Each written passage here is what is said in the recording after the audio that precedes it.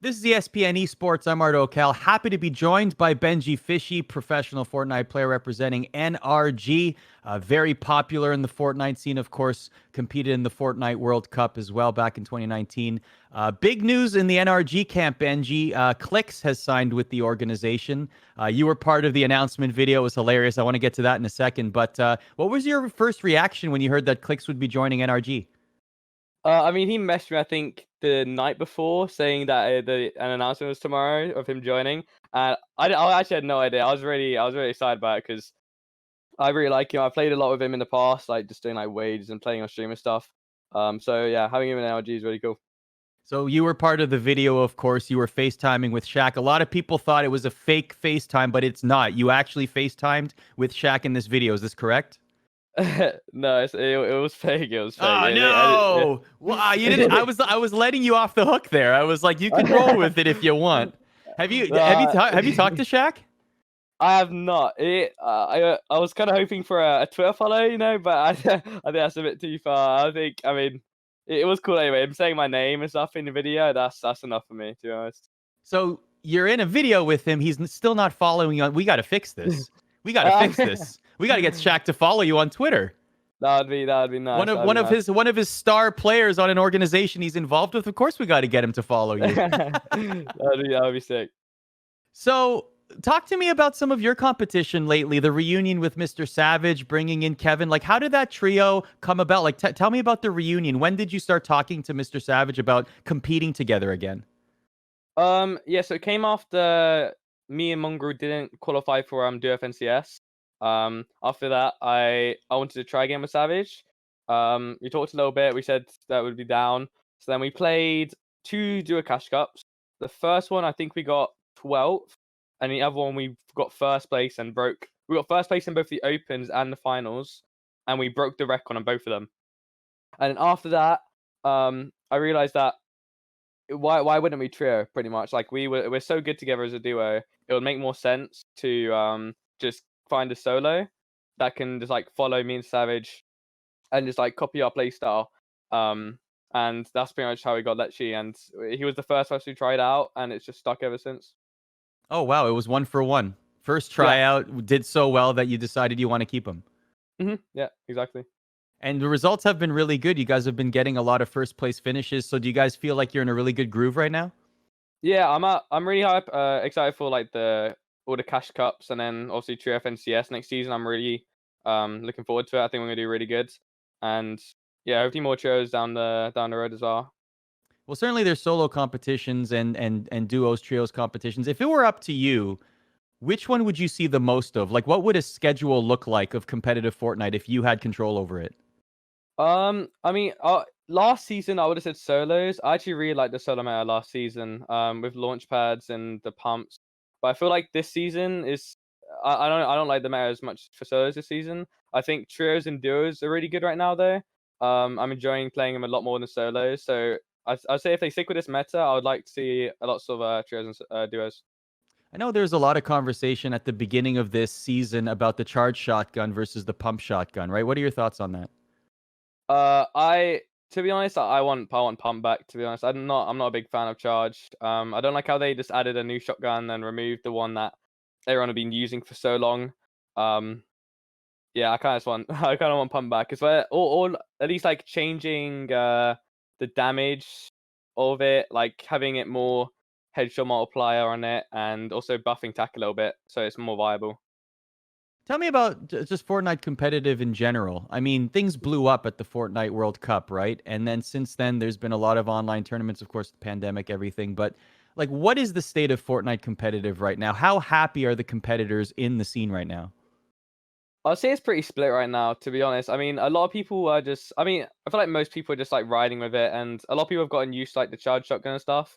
I feel like still there's a lot of players that are unhappy and just want the normal pump back. I mean, personally, I've gotten used to it. I still have pump back, but I can play with it now. But I know a lot of players are still unhappy and just like don't play the game as much. I know that there were some unhappy Fortnite players that decided, you know what, I'm done with this game. I'm going to go try something else. I'll use Valorant as an example. There were a lot of Yeah. Fortnite pros that decided, I'm just going to quit Fortnite. I'm going to try something else. What is your thought process? Like, you hear a new game come out, let's say Valorant or even a Hyperscape. When you hear these games come out, like, how much do you even look at them or give them a try? Like, how does that work for you as someone who's so well established in Fortnite? So I mean, for Valorant, I was always a huge fan of Counter Strike. I played tons of Counter Strike when I was like a lot younger because my brother. Um, so I wanted to give it a go. I did play it in the beta for like a week straight. I really enjoyed it.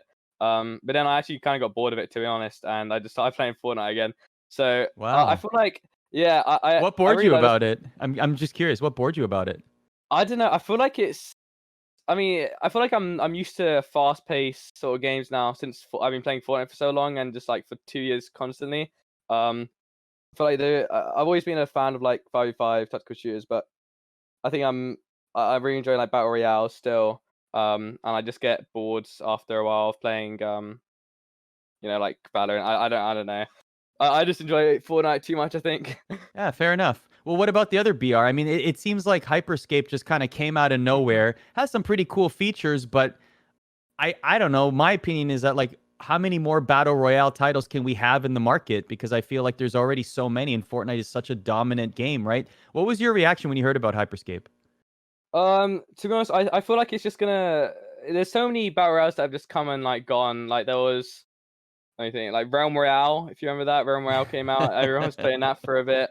And it was really popular, and then it just disappeared. I feel like maybe it's a bit, maybe it'll stay a bit longer, but I don't know. I don't think it's gonna be that big, to be honest. But it's obviously people are trying stuff. It might work. I don't know. I feel like Fortnite's always just gonna be like at the top though for quite a while. One of the obviously the biggest one that I mentioned there, but I want to dive into it from your point of view because you are a very successful content creator. Is Twitch has the say and can vote on what sort of happens in the game, so it affects the player playing. So like as a streamer, chat can basically affect exactly what's happening to you. Oh, there's zero gravity suddenly, or oh, something happens that's major in the game that completely shifts what's happening. So as a content creator, does giving that much power and sort of say to your community and chat, does that excite you? Does that interest you?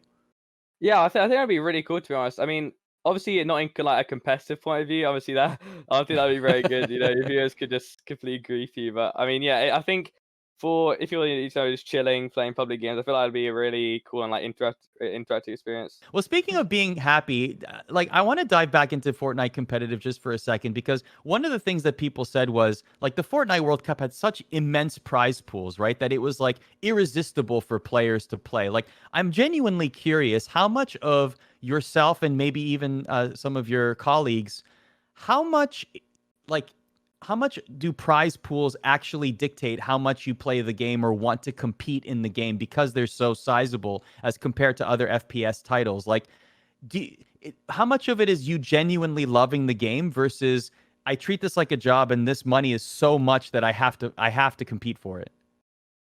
I mean, to be honest, I feel like for at least for me, the prize money is just a bonus. I know for a lot of like maybe like people that don't have a big social media presence or don't stream a lot, that is the prize money is really big, depending on like how much they play and stuff. But the only thing I like about like the higher prize money, obviously it's a bonus, but I like how people try harder and the games are like harder depending on how much money there is. Like for FNCS, the solo invitational, um, the money was like insane. Like it was 50K for week two, like 120K for first four, the finals. Everybody was like playing super like try hard. That's the only thing I really like how the money like makes people play different, and like I feel like you can take advantage of that. The money doesn't dictate how much I play the game. I'll play the game for 8 hours a day if even if there isn't any money, to be honest. Like, I enjoy the game a lot. I enjoy the competitive aspect of it the most. um so yeah, it doesn't dictate how much I play. Let me ask you this. After the Fortnite World Cup, you were really one of the people going into that tournament that got a lot of the attention, right? Like you got stories, you got video packages, all eyes were on you. Like, how do you look back on that experience now? I really enjoyed it. I think World Cup was still one of like the best moments I've ever had in my life. Like meeting everyone that I talked to online and just playing in the World Cup, it was insane. It was nothing I'd ever experienced. And obviously having like film crew come over, I think that was like the first time I'd ever had like a documentary done on me. So that was a really cool experience. Yeah, I really enjoyed it.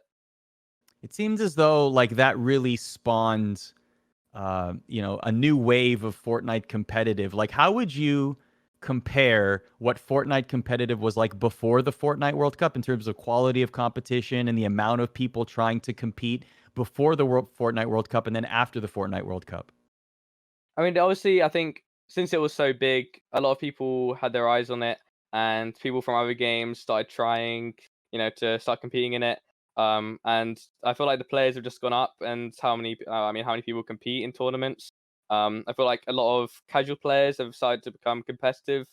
Um, I feel like it's starting to Fortnite started to head towards a competitive, I don't know, like more casuals are playing competitive now. So it's like more incentive for Epic to do more tournaments and stuff. So yeah.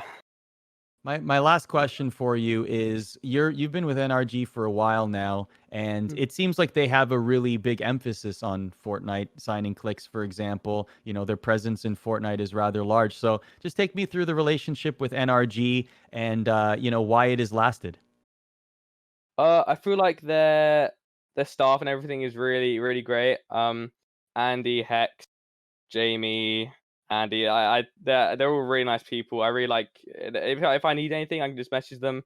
I met them all at World Cup and TwitchCon and stuff. All really nice people. Um, I think it's a really good org, to be honest. Like they support me and every other player so much. Um, they do a lot for us.